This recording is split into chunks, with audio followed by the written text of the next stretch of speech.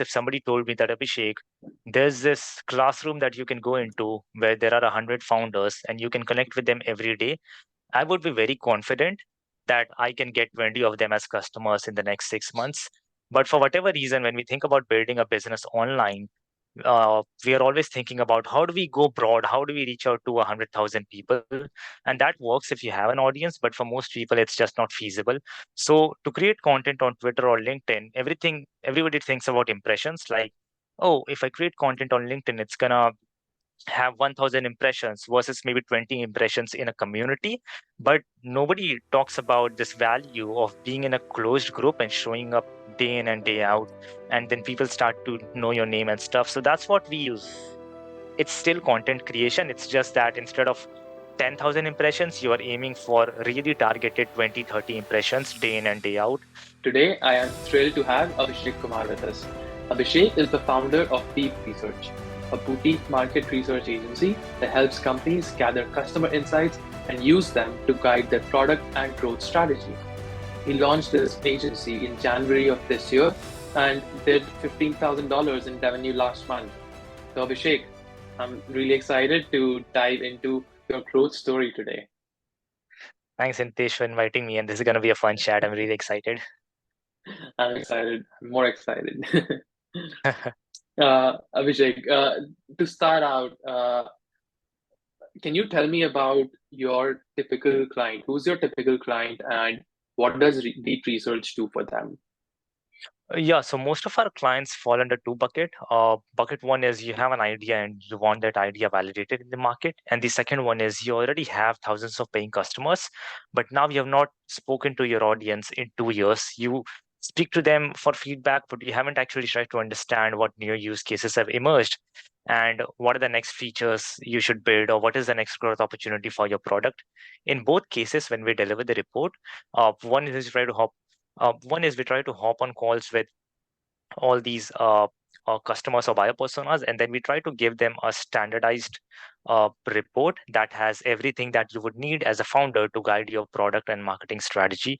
So those include, what does your buyer persona look like? What's the price sensitivity? How do they make a buying decision? What are the factors influencing that? Where do they spend a lot of time? Which communities, which newsletters? All those things. And then the basic ones, which is like what are the features that they would love.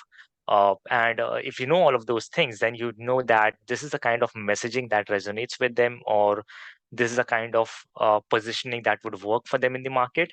And then you can use all of those insights to guide the marketing strategy, because the biggest bottleneck we see with a lot of founders is when they are thinking about marketing, they have a checklist of 5 different strategies that everybody is using, but they don't know how to prioritize one versus the other. And that's what we do using all those insights. Hmm. Well, this is unique, first of all. Um, so you said that you work with the founders. What type of businesses are these founders typically building, and at what stage of um, revenue are they at? Are these startups like tech startups, or Yeah, all of like them if are. they're, yeah. Yeah, all of them are SaaS products. In terms of revenues, if they have an idea, then they are not making any money. They just have an idea that they want validated in the market. And then we have had customers who are making somewhere around $5 to $6 million with their SaaS products. They did a customer interview series when they were building the product, but now it's been 3 years and the product is working really well. And now they probably have 10,000 paying customers because it's a B2C product, but they don't know the different ways in which people are using the product. Because as a founder, when you started building that product, you probably have 2 or 3 use cases in mind. But then founders are always surprised by the different ways in which people are using the product when you have like thousands of subscribers. Interesting. So it's mostly SaaS businesses who are doing Hmm. a few $1 million in annual recurring revenue. Yep. Interesting. And what's your process for the research? Yeah, so it totally depends in terms of how big the customer pool is. Like if you have 10,000 subscribers, we run a combination of phone calls and surveys. If it's a few hundred people or the idea needs validation, then in those cases we solely rely on phone calls. But either way, we always hop on calls with people, no matter how big or small the audience is. And then the way it works is we'll pick a small batch of 15 to 20 people who we want to speak to, and then we run an interview series. And remember, I told you about the reporting template that we have. So we need all those insights, and so we ask questions on them. But the thing about research is the most important insights, no matter how prepared you come, can't come from the first basic questions that you ask. It's always the follow-ups. Somebody might mention some little thing about a doubt that they have or a perspective that they have, and that can open an entirely new door for a product or marketing strategy. So we go in with a set of questions, but what we have realized is the goal is in asking follow-up questions and trying to understand things from the customer's perspective. A lot of times when you're very technical, you understand your product at a very deep level from a technical perspective, but from the other end, that person is probably a mechanic or a painter, and they are using the product, and they don't care about the technical aspects of the product. All they care about is the particular use case. And bridging that gap is, it does take a lot of uh, empathy from the customer's end as well. Hmm. I like this. So you're basically like giving people an idea to get into the like not just an idea but a strategy for getting into the next phase of their let's say their company's growth. So if it is people who are already working on a business that's making millions, you help them either find a marketing channel or market positioning that helps them unlock that, or think of or come up with a new product idea that can help their existing customer base in a new way. Yeah. I mean, I can give you, I guess, an example of an existing client. So I think they had made about 5 million uh, in the past year through subscriptions, and they wanted us to go and speak to the users. And when we went out there, the obvious ones were, these are the features that you should build. These are the different buyer personas that use your product. But then there were two newer use cases that the founder was not aware the product is used for by hundreds of people. So those things came out. Mm, We obviously spent a lot of time in that market, and we realized that actually there is a huge potential market for that use case. So right now, with a partner agency, we are running a marketing campaign for that particular buyer persona that the founder was not at all aware of, and we have another buyer mm, persona that we need to run campaigns for. So that's how we were able to guide not only the product strategy, because you have a new buyer persona now, you can use those insights to align the product accordingly, but also you guide the marketing strategy that this is a new buyer persona, this is where they hang out, this is the price that they're willing to pay, and here's how you can market to them. A very non-obvious thing from that research was we realized that the way the product works is you pay a one-time fee, and then within 45 days you can upload pictures to their website.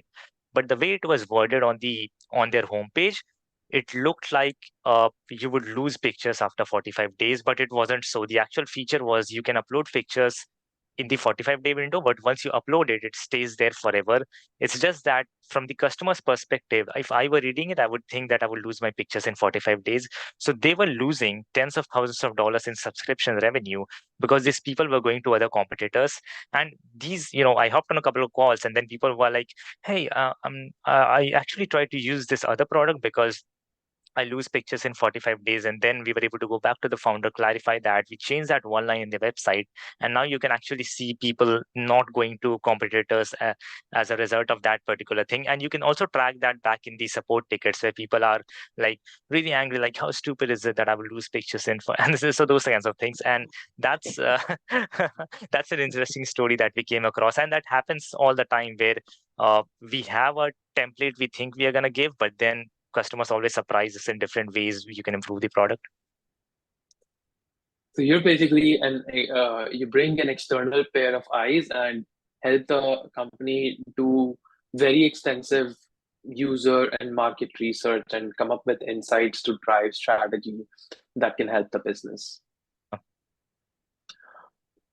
And you don't really have a background in this. So before this, you were working for an IT firm based in the US from India, and then you started doing market research for helping founders of SaaS businesses.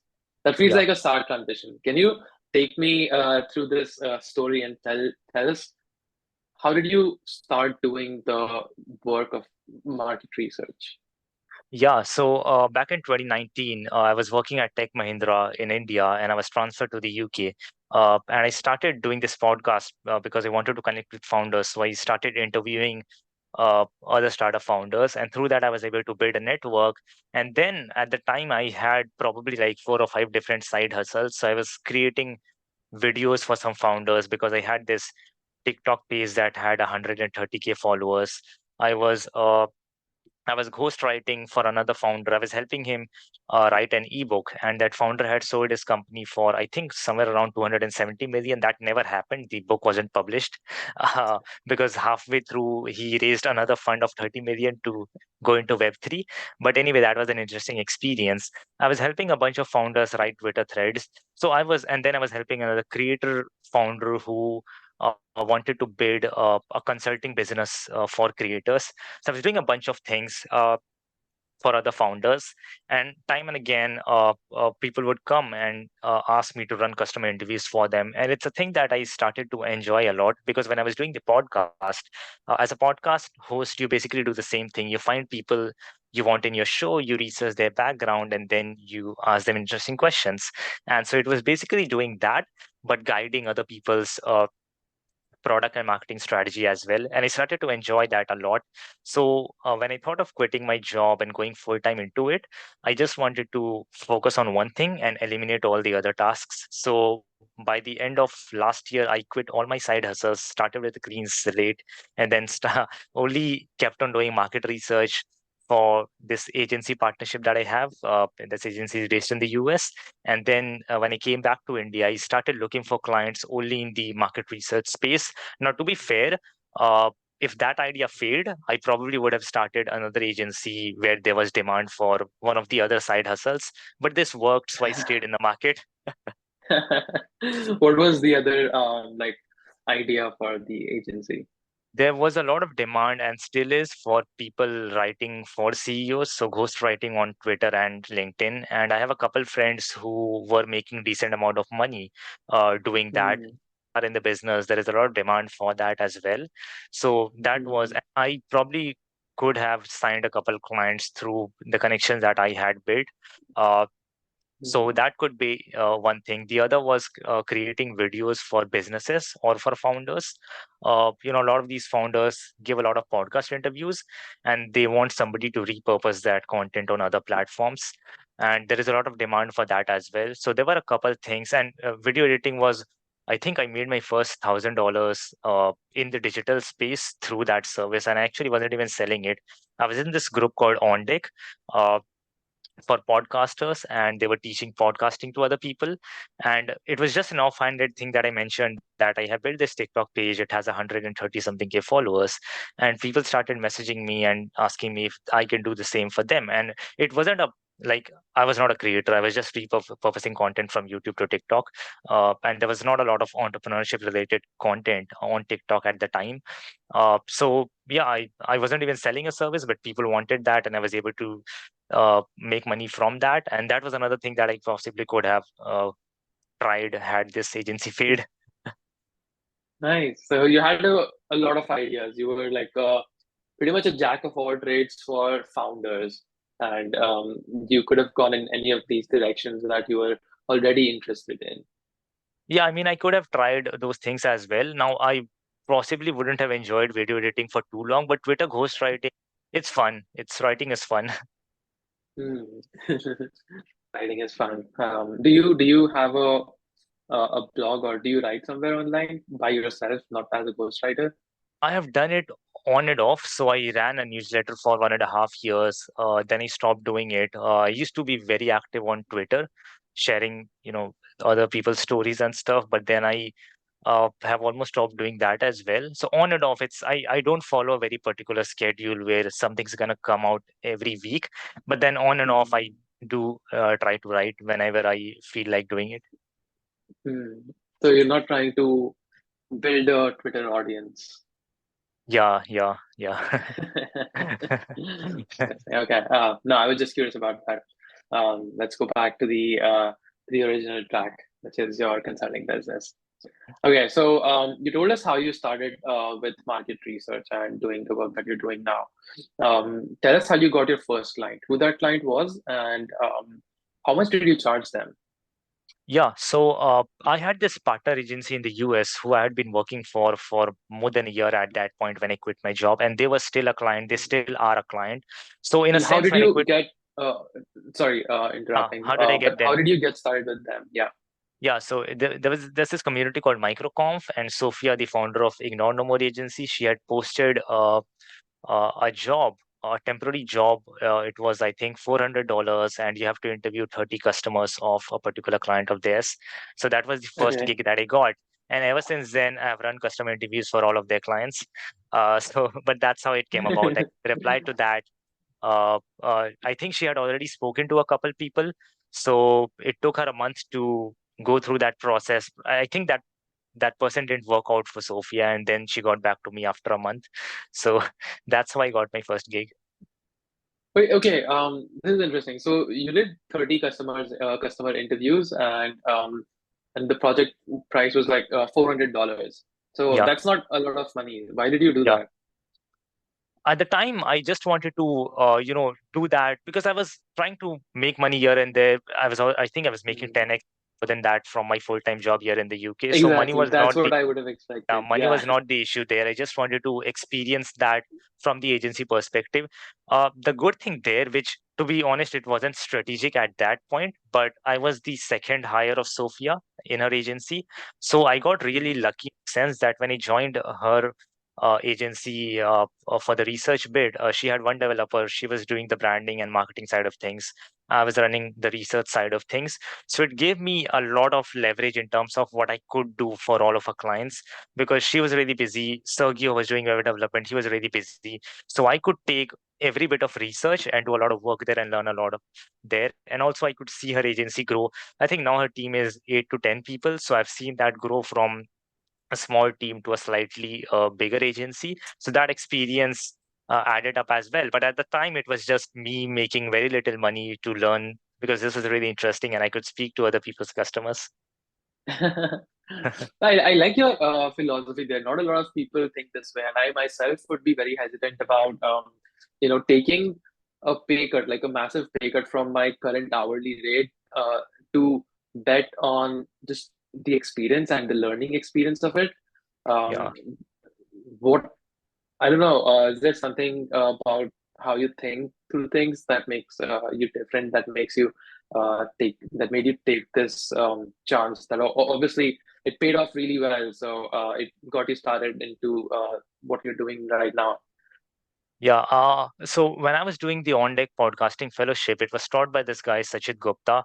And Sachit has worked with Tim Ferriss, Ed Gordon, and a bunch of really big names in the podcasting space. Uh, and I worked with him for almost a year on side projects here and there.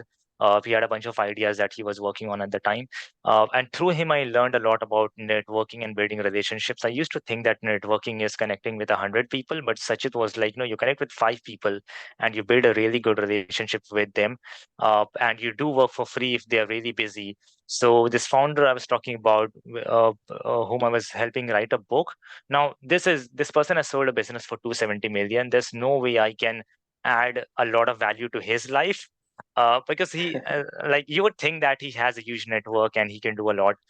This person, he was running a Twitter live show at the time. Twitter had just launched the live. I think what was the other? Was it Clubhouse? The Clubhouse, uh, yeah, yeah, the audio platform. So Twitter had launched their live audio feature as Twitter well, Spaces. Twitter Spaces, and this person was doing podcasts there, and he had a lot of very interesting guests. But the thing is, and 1,000 people would attend his live sessions at a time, so he had a decent audience. So I just emailed him. I said, "Hey, you know what? All these people are attending these sessions, and I bet there are more people interested in these recordings. Now, you don't have a podcast, but I have a podcast on my own. Can you send me the recording and I'll just share it with my audience? My audience is probably 100 people. So anyway, he shared the recording.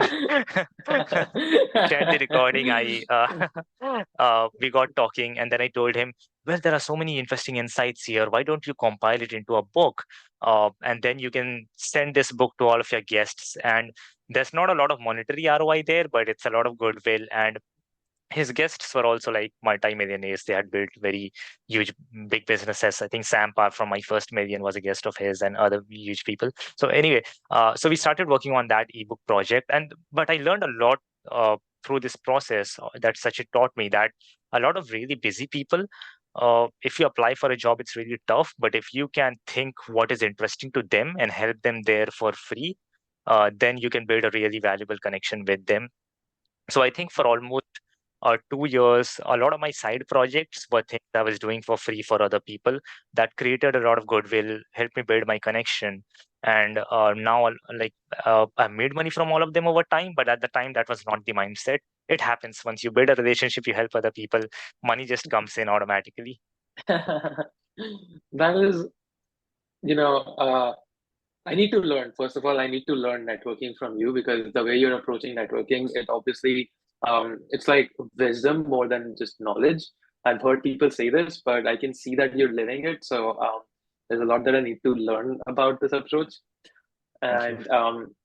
And then secondly, having this attitude that money comes in, money always comes in, it comes off like I don't know. It feels a little risky to some of the people. I know I've heard people in the community have such reservation about discounting their rates or working for free because then they're worried that they're going to be stuck at the slow paying thing forever, and it's gonna be really difficult for them to just ask for a substantial increase in their in their rates. So maybe right now you're working like in order to gain the experience, you're working for $10, but maybe after 6 months or however long it is that period is for you, you're gonna want to move into the $100 an hour range. And taking that jump, like not a lot of people are going to be able to accept this kind of an increment in your payments. So Uh, what do you say to those people I with have that actually reservation? changed my mind on that in a sense that once you have leverage, once you have worked with a couple people that are probably widely known in your small industry, then I would say either do something for free or charge a really high premium. Uh, Once you have leverage, I would say don't go for prices in the range of $400 or $800. Like when I was doing this thing for other people for very little money. But when I came back to India and I thought of launching the agency, I automatically pushed my prices to $4,000 because I didn't want to discount myself at a lower price range in the range of $1,000 or so. So automatically the base package that I had was $4,000 for research. Now I had thought that a lot of people would not buy that, which happened. At a $400 range, you will get a lot of indie hackers as clients because then they can afford you. At a $4,000 range, most of these people have either they have an established business or they have probably a full-time job through which they can pay you money, or they have had a successful exit through which they can pay you some money. Now we have added another package that is $10,000. So at this range, we are getting startups that have raised funding or private limited companies that are trying newer ideas. So I would say absolutely increase your prices, but also think about how does your buyer persona evolve. Like you don't have to stick to that buyer persona, and think about how you can squeeze more money out of them if that is not possible. If you have founders who have made $100 million as customers, you can obviously 10x your prices and still have them. In my case, I had indie hackers as customers. I couldn't, so I had to evolve the buyer persona. Hmm. And was that difficult going from like I'm sure that it was excuse me. I'm sure that it felt like a risky move at the time, changing just um, letting go of the persona that you already had some network in and going into a completely different, like the next level up. So It, did it, that it feel was risky? It was scary, but once I got the first customer, it gave me a lot of confidence. Like I always tell all my clients as well that once you have, like, unless you have the customer's money in the bank, your idea is not validated. So I wanted to try the $4,000 range, but then I was really scared that this probably will not work out. The thing was, I could have always gone back to my previous pricing of somewhere in the range of 800 to $1,000 that I had increased over time from 4,000 for 400. So I could have always gone back to that, but I just wanted to try this for a while. And once I got clients at the 4,000 range, after like 2 or 3 months, I was really confident that this is a price point at which I can comfortably get a lot of customers. Then when I wanted to try the $10,000 range, that was very scary. But now once we got money through that, now it's like, oh, we can do it. It's possible. There is a market for that service as well. And to think this from the other person's perspective is also the report that we were delivering at $400. The $4,000 report is certainly much better. The $10,000 Mm, report is 10x from the 4,001. So the kind of results that we are delivering for our clients, it's just phenomenal in terms of what you can do once you have the money in, because now you can hire experts in particular niches. You can pay for subscriptions that will help you get a lot more data and make you a better decision maker. So things like that, it's not just about increasing prices, it's about what you can deliver to the clients. I would never be able to deliver the value that we deliver to clients at the $10,000 range at a 400. It's just a different ball game. right. That makes a lot of sense. And it's really interesting to hear how you're not trying to like have step increases in your packages. Not trying to have gradual increases in your packages, but you're just taking steps, like huge steps. So 400 to 4,000, then 4,000 to 10,000. Yeah. How did you get? Who was the first $4,000 client, and how did you get them? I got this client from this community called Trends VC. So Hmm. I joined that community in the beginning of the year. It's written by this guy Drew Riley. I had read his tweets for more than a year by then. I was also subscribed to his free newsletter, and he used to write good reports on various trends in the market for other founders. So I joined the community. It has about 1,000 people. It's a really engaging community, and they have daily stand-ups. So I started posting regularly in that daily stand-up that this is what I'm doing. And automatically after a week or so, people started asking me about the work that I was doing. So we got our first client from that community. Uh, the second one was a book that I read, and I emailed their author, and I got them as a client. uh, That is epic. Happens. Okay, so you are obviously really big into communities, and you've already told us about, I think, three communities that you joined and were able to um, get clients from there. And you've been doing this since before you've been joining communities and participating in them since before you had uh, any kind of confidence that it will work for you for building the business. Can you tell us about that strategy of yours? This is super unique. You're hanging out in small communities and getting clients from there. So, tell us a little more about this because people in our audience are not doing this. Yeah. So the way I think about it is, my buyer personas are early stage founders. If somebody told me that, Abhishek, there's this classroom that you can go into where there are 100 founders and you can connect with them every day, I would be very confident that I can get 20 of them as customers in the next 6 months. But for whatever reason, when we think about building a business online, we are always thinking about how do we go broad, how do we reach out to 100,000 people, and that works if you have an audience, but for most people it's just not feasible. So to create content on Twitter or LinkedIn, everybody thinks about impressions, like, oh, if I create content on LinkedIn, it's gonna have 1,000 impressions versus maybe 20 impressions in a community. But nobody talks about this value of being in a closed group and showing up day in and day out. And then people start to know your name and stuff. So that's what we leverage communities for. All of these communities have probably a few hundred members to a few thousand members, certainly less than 10,000 in most cases. If you spend a year in most of these communities interacting with people hopping on calls with them, answering their questions that are relevant to your business.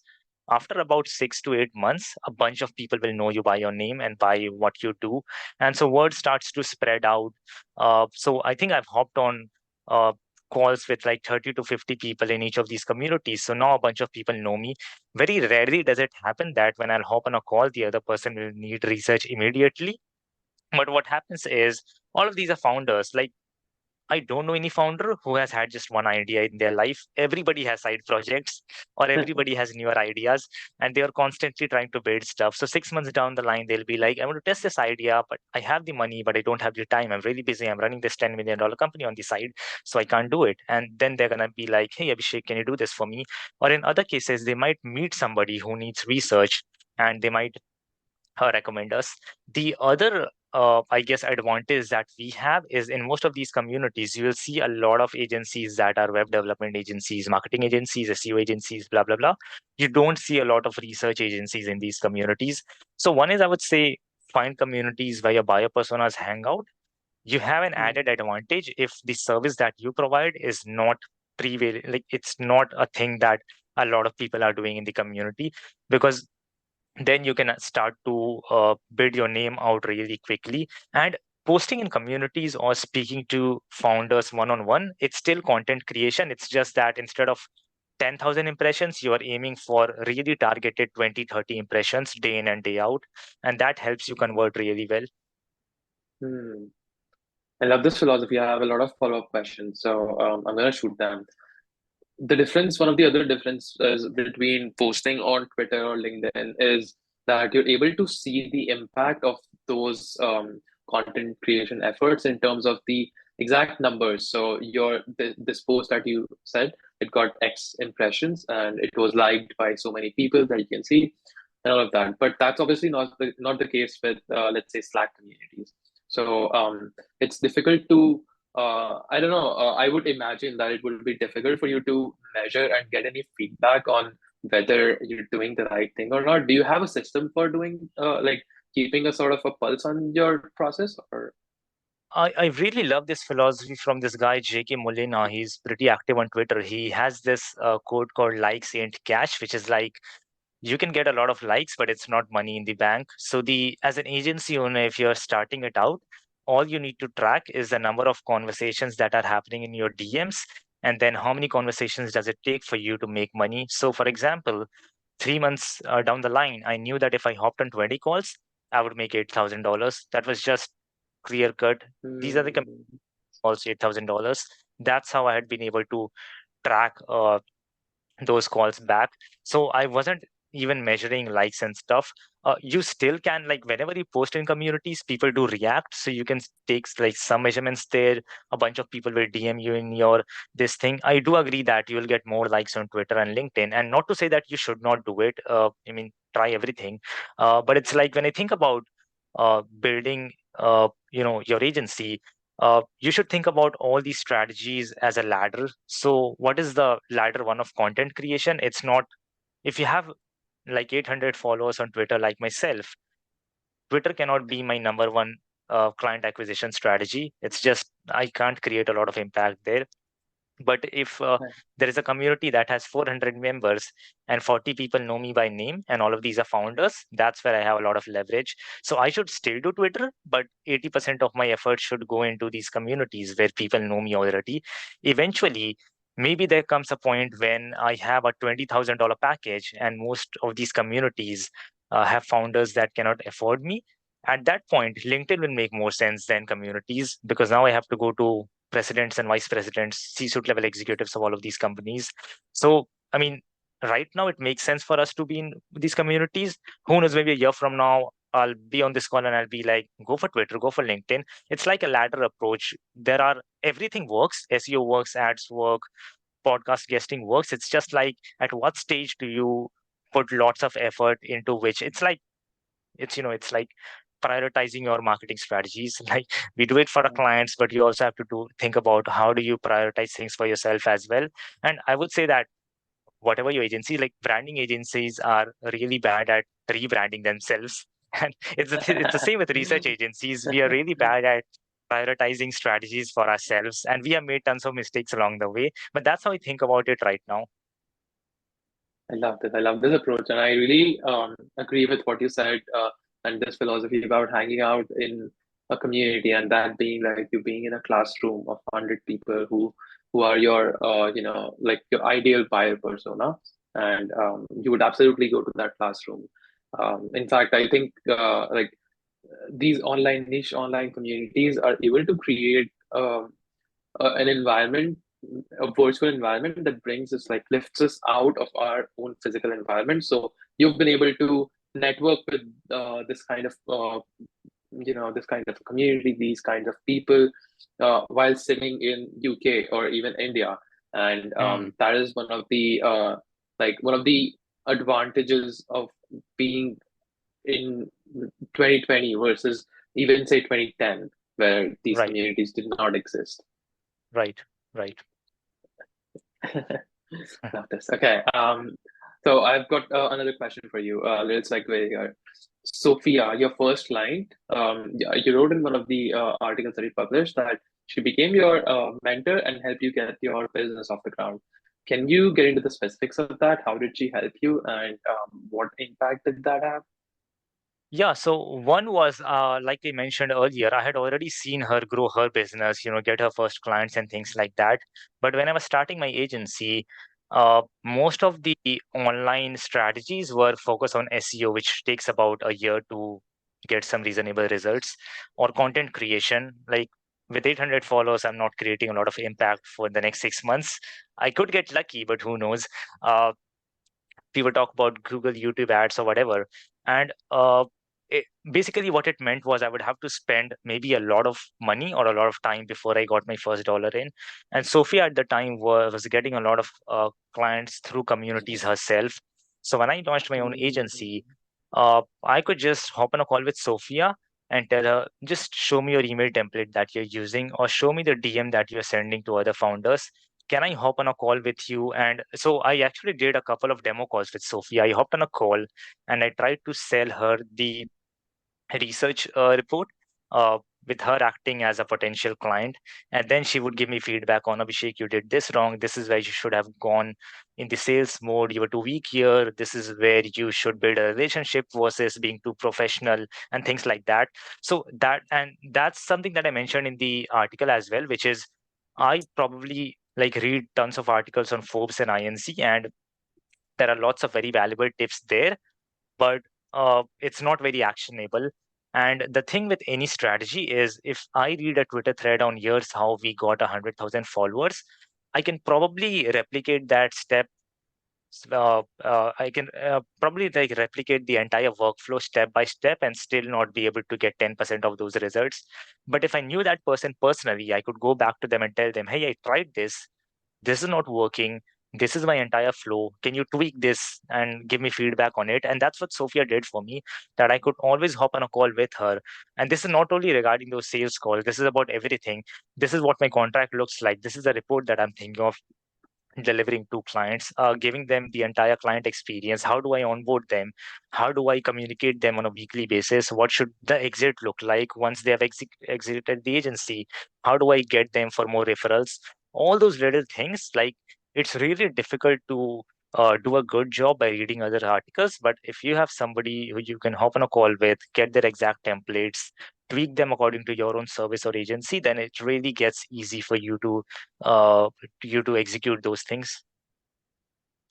This is very cool of Sophia to help you like this. So, like, was she doing it just because she liked you and out of the goodness of her heart? She's an amazing person. She does it for everybody. She does it for Oh everybody. wow. Like her client calls, like those are not client calls. Everybody is a friend of hers. I like it's the dream thing to have that kind of a relationship with people. She's really good at it. This is amazing. Okay, maybe I should try to get Sophia on this podcast. You should. You should. Awesome. Okay, tell us about who are the other people who are working at your agency. Maybe Mhm. start with the first person you hired and why you hired them. So the first person is Jack. She's from Philippines. She's my VA. She's actually awesome. I'm really bad at delegating stuff, but she's the kind of a person who is like, if it's been 24 hours and I've not given her any work, I'll receive messages and calls and 10 notifications from her. So she helps with the outreach part of the agency and also with the research part.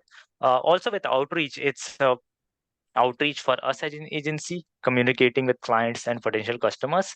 And it's also outreach for our clients because if you come to us with an idea, you probably have three buyer personas in mind. But now, when we have to get 20 people on a call, we probably have to reach out to 500 to 1,000 people. So once I set up the campaigns, the messaging, all of those things are run by Jack. The second person I hired was Maria, who is the UI UX person for the $10,000 package. I'm really bad at design, and she has spent 10 years in the UI UX space. So she is helping us do that. So once those customer interviews are done, I have all the insights in place. I can give all those call recordings to her, and then she will use those to create a website design and an application design. And she did a really good work for our previous client. And then the third person I hired, she's another VA, and she helps me with managing my CRM. I'm really good at uh, communicating with people in the first call. But and the thing is, I used to do better follow-ups when I had fewer calls, connecting with one or two people on a monthly basis.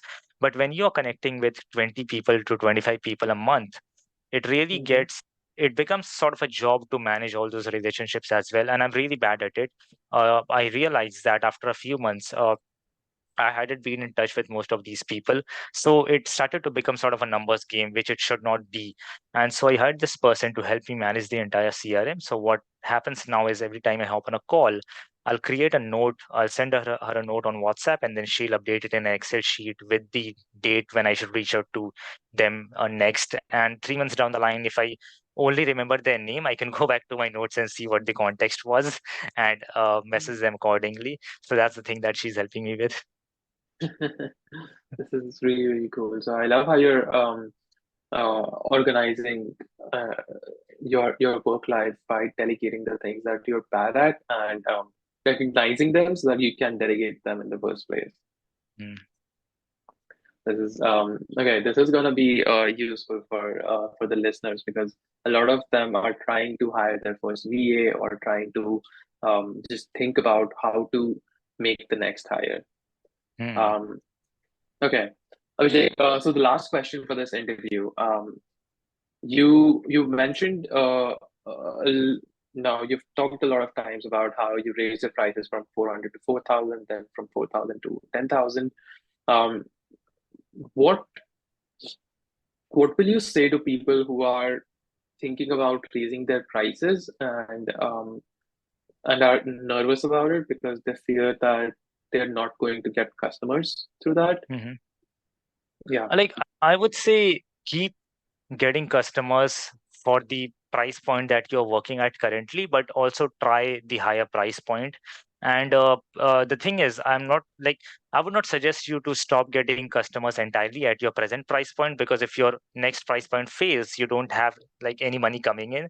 So let that money roll in, keep some existing customers who can pay you the amount that they are paying you currently. But at the same time, think about how you can reach out to uh, big other buyer personas where you can charge them more and try to test those things as well.